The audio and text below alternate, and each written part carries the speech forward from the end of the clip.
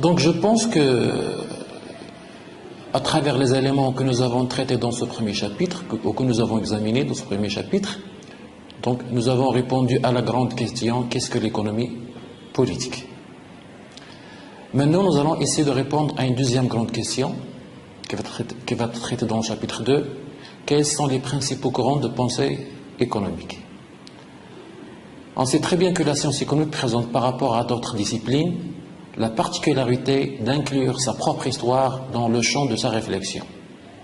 L'économiste est censé connaître les grands systèmes de pensée qui ont marqué l'évolution de son domaine. D'abord, à quoi sert l'histoire de la pensée économique? Quelle utilité a donc l'histoire de la pensée économique? Joseph Schumpeter, dans son histoire d'analyse économique, y voit trois utilités. Un avantage pédagogique, de nouvelles idées et des perspectives sur le voie de l'esprit humain. En d'autres termes, il est toujours possible de récolter des leçons utiles pour le présent à partir des différentes explorations tentées par les auteurs du passé. Quel point de départ pour l'histoire de la pensée économique? Réponse, généralement l'histoire de la théorie économique ou l'histoire de la science économique débute par des auteurs de la période dite mercantiliste, c'est-à-dire la période de la naissance de l'économie politique.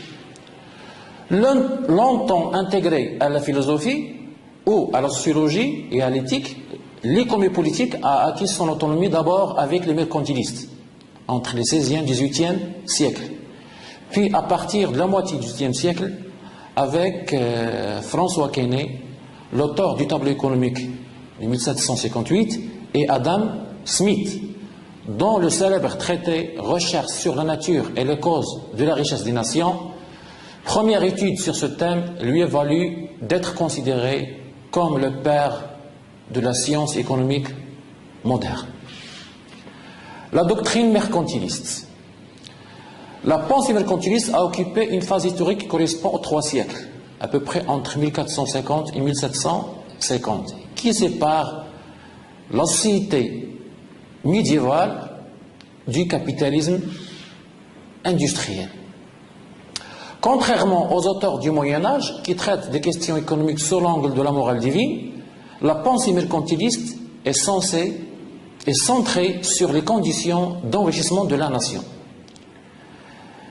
Les principaux auteurs mercantilistes sont bien sûr, je donne uniquement les noms de quelques-uns, Jean Bodin, Antoine de Montchrétien, bien sûr l'auteur du traité de l'économie politique, Jean-Baptiste Colbert, l'homme d'État français, Thomas More, William Petit, John Locke ainsi que d'autres. Généralement, on distingue 3 formes de mercantilisme: espagnol, anglais et français.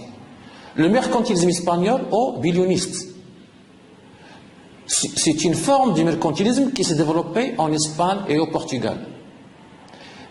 Les mercantilistes espagnols, en général, estiment que la richesse d'une nation se mesure par la quantité des métaux précieux dont elle dispose. Le mercantilisme anglais ou commercialiste, reflet de la situation géographique de la Grande-Bretagne, qui était à l'époque la reine des mers. La richesse d'une nation se mesure par l'étendue de son commerce international. Et le mercantilisme français ou industrialisme, ce qu'on appelle également le colbertisme.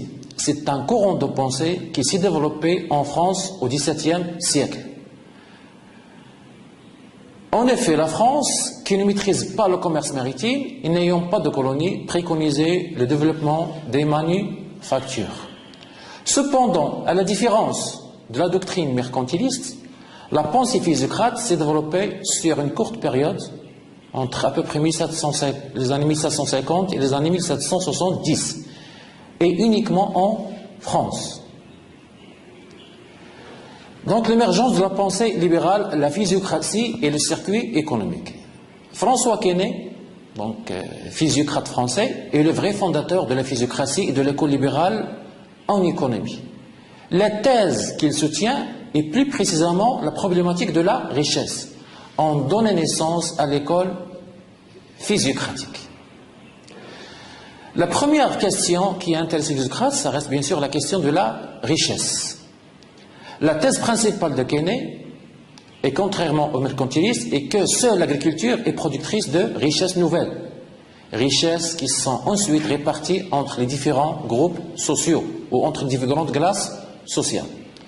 Elle permet à Quesnay d'élaborer son fameux tableau zigzag, connu sous le nom de tableau économique. Les autres activités ne font que transformer la richesse, par exemple l'industrie, la transmettre, le commerce, la transporter, le transport, etc. Deuxième point, donc ça reste bien sûr la notion d'avance, c'est-à-dire le capital. Les avances comme moyen d'accroître la richesse.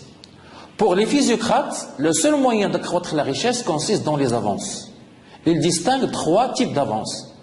Les avances foncières, ce sont les dépenses initiales que font les propriétaires fonciers, une fois pour toutes, pour l'aménagement de la terre, défrichement, déboisement, etc., les clôtures. Les avances primitives, ils sont le fait des fermiers et des paysans, c'est-à-dire ceux qui louent la terre. Ils comprennent les dépenses d'équipement, du matériel, de bétail, etc., ce qu'on appelle le capital fixe.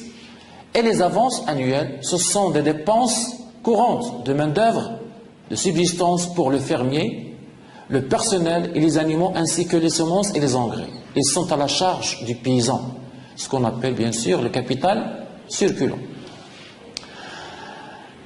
Mais la grande révolution du physiocrate, ça reste bien sûr l'invention du tableau économique ou la publication du tableau économique par François Quesnay en 1758. C'est donc en 1758 que François Quesnay publie la première version de son tableau économique, son œuvre la plus connue. La richesse prend naissance dans l'activité agricole, puis il se répartit entre les différentes classes sociales de la société par le biais des dépenses des agriculteurs et des prélèvements effectués par les propriétaires de la terre. Donc il suffit de voir le tableau économique, bien sûr la figure suivante, tableau économique. Donc il montre clairement que la richesse elle circule entre les différentes classes. Donc la première classe, bien sûr, celle qui fait les avances annuelles, c'est la classe productive des paysans. La deuxième, là où il y a les revenus des propriétaires, ce sont les propriétaires fonciers. La troisième classe, ça reste bien sûr la classe stérile, c'est-à-dire les artisans, les commerçants, les transporteurs, etc. Donc un schéma qui montre clairement la circulation de la richesse dans un cadre macroéconomique.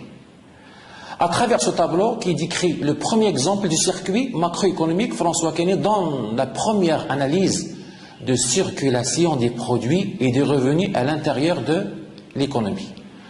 Donc bien sûr, il distingue trois catégories de classes d'importance variable. La classe souveraine, c'est-à-dire des propriétaires fonciers.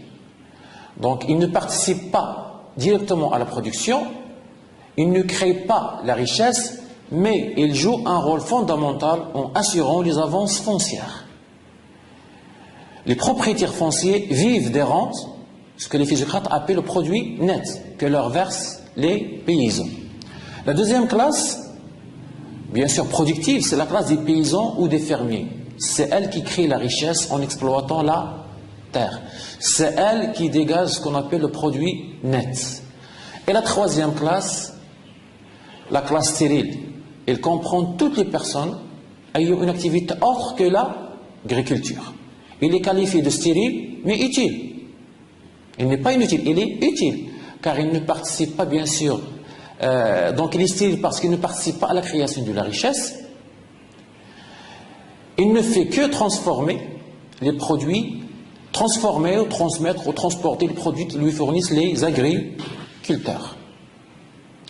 Cependant, si les agriculteurs sont les seuls vrais producteurs de richesse, les prélèvements qui pèsent sur eux risquent de les décourager dès lors qu'ils deviennent excessifs. Leur rôle est de permettre que la puissance productive de la terre ou du sol alimente d'autres activités de transformation. Ainsi, Quesnay suggère que la richesse et la puissance de la nation ne dépendent pas de celle du souverain, mais de la capacité des producteurs et des paysans à produire bien sûr, la richesse et à vendre sans entrave. D'où l'idée, bien sûr, inventée par un autre physiocrate, Vincent de Gournay, donc d'où l'idée du laisser faire les hommes, laisser passer les marchandises. Donc une idée adoptée par les physiocrates, puis après par toutes les écoles libérales.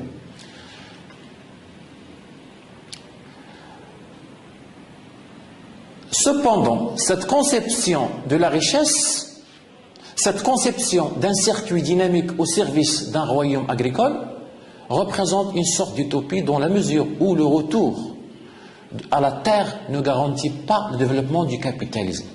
C'est ce que nous allons voir avec le